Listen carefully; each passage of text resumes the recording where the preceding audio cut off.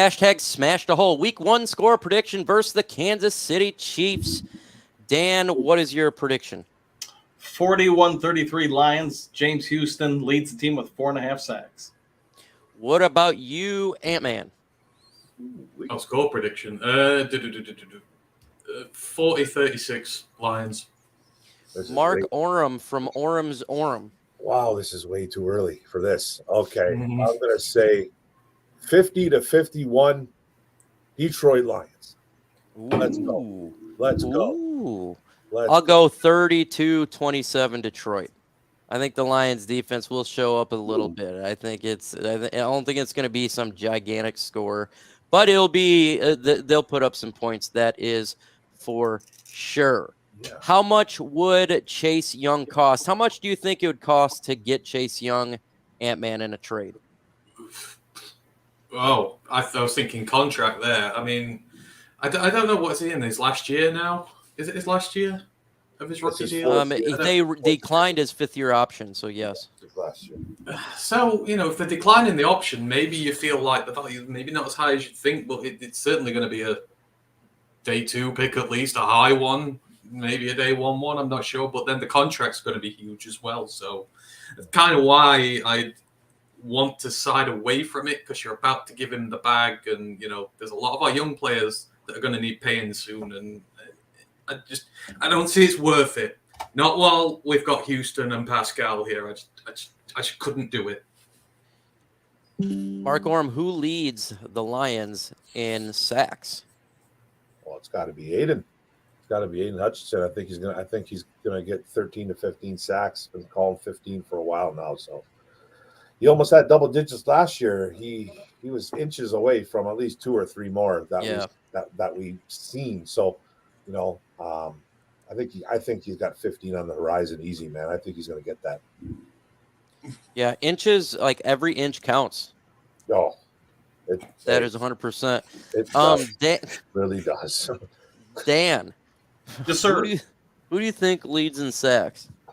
I'm going to go with Houston. I just think Hutchinson's going to have a very, very good season, but because he's going to draw so much coverage, I think they're going to find creative ways to get Houston in single, not coverage, but blocking, and he should be able to win the majority of those.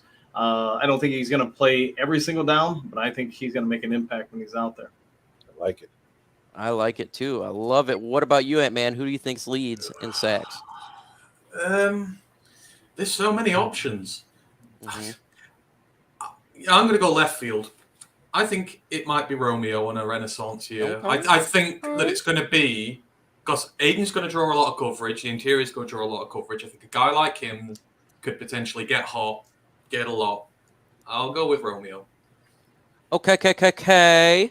All right, for sure. I like that one. I'm going to go with left field here. I'm going to go with Cliff Averill. Coming out of retirement. All right. Coming out of retirement, out of nowhere, going to get sacks here. Shout out to Cliff Averill for being a real one. Now I go Aidan Hutchinson. I think he'll be the guy that will get 15 sacks. I've been saying 15. I think that's the right number there for sure. Absolutely no doubt about it. If you got questions, throw it in the comment section right now. Hashtag Lions, hashtag LNU, hashtag Burns, whatever you want to do, hashtag we can't see him. Lions of Green Bay play both their games on Thursday night. Is that the first time divisional teams have played both games on a Thursday night? I didn't even notice that, Burns. I don't know. That's got to be the first. Well, does anybody know anything different? I've never even thought about that. It's not on. Well, the one game is a Thursday night, but the other game is the Thanksgiving game. That's right. That's a Thursday. Yeah, during the day. Yeah. Still, it's a Thursday. It's a Thursday, though. Yeah. And it could be a nighttime if you're in Australia or something. So, technically speaking, I don't know. That's interesting. What's going on at Weston line? Could you imagine Chase Young, Aidan Hutchinson each on the defensive line, Dan? Yeah, I could. It's just, what are you going to give up? Like Ant-Man said, if you're going to keep them, obviously after next year, you got to pay them. But I think, the Lions aren't going to be in a position where they're going to give up like a second or a third for them. You'd have to just get them off Washington's books. And I'm thinking, maybe Brad Holmes gives them a fifth or sixth for them. But again, if you're going to go for them, you're gonna have to keep him. Hashtag smash the hole. Devin Davis. Do y'all think the Lions to make and win the Super Bowl, people would just say it's a fluke? I don't care if they say they could say whatever they want to say. If the Lions went out there and won the Super Bowl, they can say anything. I don't say they could say the cheat, deflated balls. It's Devil's Night in Detroit. I don't give a dang if the Lions won the Super Bowl, I'm on cloud 9 for the next 20 years. What would you care? Would they say it's a fluke? Would you care there, Ant-Man? No, I'd be too busy celebrating. I just wouldn't even give them the time of day. I don't care how we do it, as long as we do. For sure. Let's see. Has Emmanuel Mosley started running or participating in OTAs? I haven't heard anything of him participating at all. I don't know about running. That's one thing. I don't think he did. I don't think he did in the first OTAs. I don't think he's done much. Dan the man, adios. See you guys later. Thanks for having me on. No See problem. Man. Hashtag Lions. Who are the starters at safety, strong safety, and nickel? Well, I could not tell you that right now because they're going to be utilizing the CJ Gardner-Johnson could be playing safety and nickel, and same with Brian Branch. I don't know that, but I can at least give you an idea that Tracy Walker will be getting a lot of time there. What do you think, Mark? Yeah, like what you say, we got some guys that are extremely versatile here. So, it kind of sounds like right now that Brian Branch is kind of going to be the guy that's kind of maybe coming off the bench here and there. He might be that fifth DB, even sixth DB coming off the bench, in that 4-2-5 that we run. So free safety, it's probably going to be, Tracy Walker, will it be Kirby Joseph? And then you got CJ Gardner-Johnson, and then you can't keep those guys off the field much. Walker still coming back from injury, so I see right now, if we're going to talk right now, if it were to start tomorrow, it'd probably be Kirby Joseph, CJ Gardner-Johnson, and then maybe in the nickel it could be either Cam Sutton, it could be Brian Branch. Even CJ Gardner-Johnson and nickel too. So don't really have an answer for you. I'm kind of all over the board with that. I just love that we have the versatility, and I think Aaron Glenn is just going to keep rotating these guys in and out and switching guys. You're going to see Brian Branch here, see him up top playing high safety. They're going to see the same with CJ. So it's going to throw a lot of confusion out there for offenses, and I love it. Yeah, there's no real answer right now. We'll find out on Sunday.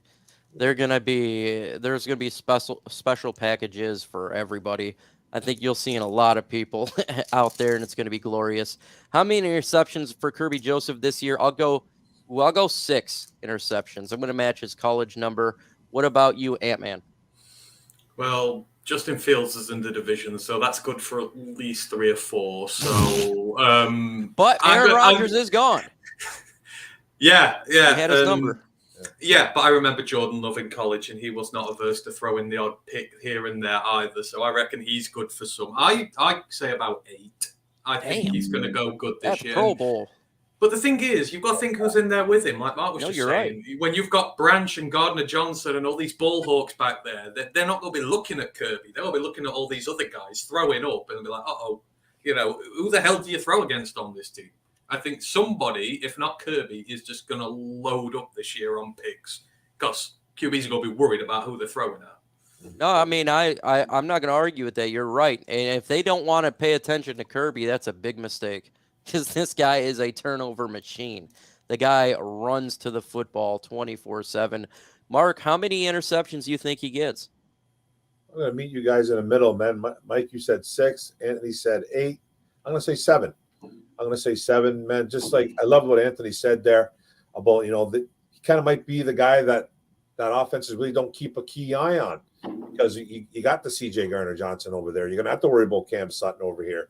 So he could be a guy that could be sneaky good and start sniping quarterbacks. So I see Kirby having another big year. He had a nice ball hawk year coming out last year. We saw a little bit of that in his last year at college. Finally got some playing time. And he translated that on the field as a rookie, and he made Aaron Rodgers his baby. He was his daddy. So, but Rodgers is gone, and like Anthony said too, Jordan Love, man, he's no stranger to throwing the INT. So I expect about 7 from Kirby. I expect this whole secondary just to kill it this year. They're going to kill it. It's going to be – I think that's the most underrated and underappreciated part of this defense that I don't think is being talked about enough is the amount of people that's going to get interceptions and turnovers on this defense. They did it last year, and now they just added a ton of playmakers that love getting interceptions. And, my God, I think it's going to be a turnover defense. And when you give that football back over Jared Goff in this offense, it's over, folks, because they're going to score points, what they always do. And it's going to be really, really fun to watch. And I love me getting there's nothing better than watching one of our guys get an interception. That's why I loved having Darius Slay. Big play Slay would always get a pick just at the right time. And it just, it's glorious. And I'm with you. I think we're going to get a ton of INTs. And that's something that teams better pay attention to really quick. They think it's going to be a walkover. I think that's incorrect. Is it better to save $23 million in cap to pay off contracts next year or blow it in free agency this year? It depends who would be available and what you want to do. I'm not going to say either way because there is a trade deadline that they could trade for a player that could take them over the hump, maybe if they feel that they're just like a player away, or if they're perfectly fine with this roster, save the money. What about you, Ant-Man? So, yeah, I was about to say third suggestion for me is not to use it in free agency now, not to roll it over next year. We are not used to this as Lions fans, but we are going to be buyers at the trade deadline. Yeah, I fully believe that. We are going to be in a position where we're doing well and we are going to be buyers. Save that money for the trade deadline and buy up players when teams are selling and make that team even better. I think that's why that money is there now.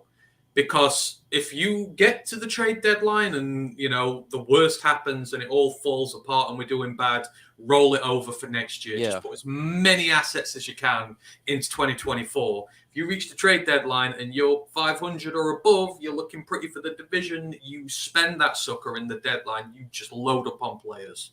That is what I do with that money. I wouldn't touch it until then. And I agree with you. I think that's why I said the trade deadline right off rip. Because it does make you think like, okay, if you're saving this money and there could be a team that's fallen off a cliff and they got a great player and we're one player away from just going over the top, then make the trade, So I think that makes sense. What about you, Mark? I feel the same way as you guys. We all know Brad Holmes likes to keep a little bit of a kitty, possibly around $10, $12 million, just in case. We got 23 and change out there. So, who knows what he's going to do right now? I think, like Antony said, I think we're going to stand pat. Something happens during the season where we're looking, to obviously win the division, make the playoffs. If something goes south, or even not go south, we just need to improve on a player. We can go get somebody on a team. I mean, we can use some of that cap and spend some of that money. So, obviously, Brad Holmes is going to keep a little bit of money on the side. But yeah, let's kind of wait to see what happens during the season. And then we can make a move and then go get a player. Perfect.